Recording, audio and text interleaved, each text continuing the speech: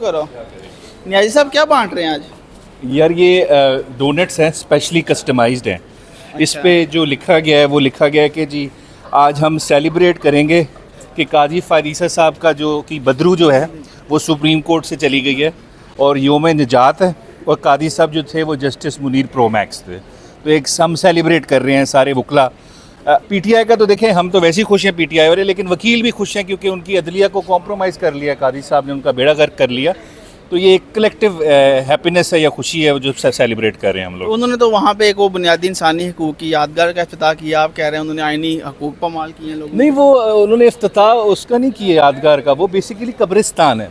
उस कब्रिस्तान में उन्होंने 6 जजेस के जो असदूर ने कहा लेटर को दफन किया है, बुनियादी हकूक़ को दफन किया है, पाकिस्तान तहरीक इंसाफ के बल्ले को दफन किया है वहाँ पे उन्होंने। और वहाँ पे जो मीडिया है, जो जर्नलिस्ट हैं, जो वो अगवा हुए हैं, उनको किसी अदलिया ने पूछा नहीं। उन्होंने उसकी याद में उन जर्नलिस्ट की जो अगवा था उसको सेलिब्रेट करने के लिए वहाँ एक मकबरा बनाया है।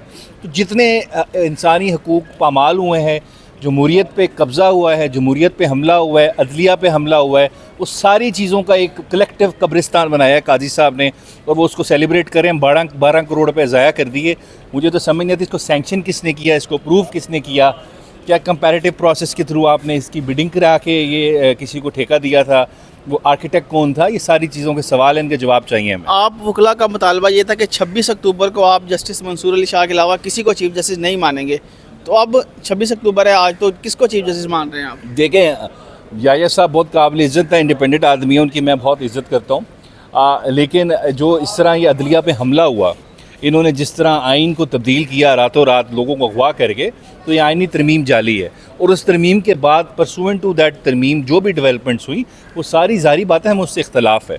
पर्सनल किसी पर ज़ाती इशू नहीं है। याया साहब बड़े काबिल एहतराम आदमी हैं, लेकिन हमारा ये ऐलान है कि हम इसमें जद्दोजहद करेंगे और इंशाल्लाह आइन को अपनी वापस जो असल शक्ल है उसमें लेके आएंगे। जब असल शक्ल होगी उसके मुताबिक जो भी चीफ जस्टिस बनेगा वो हमारे लिए वही काबिल कबूल है। फवाद चौधरी साहब आपकी पार्टी के लोगों पर बड़ी तनकीद करते हैं, कल सलमान अकरम राजा, फिर इससे पहले दीगर लोगों पर भी वो तनकीद करते रहे हैं, तो कैसे फवाद चौधरी साहब के बयानात को देखते हैं आप लोग?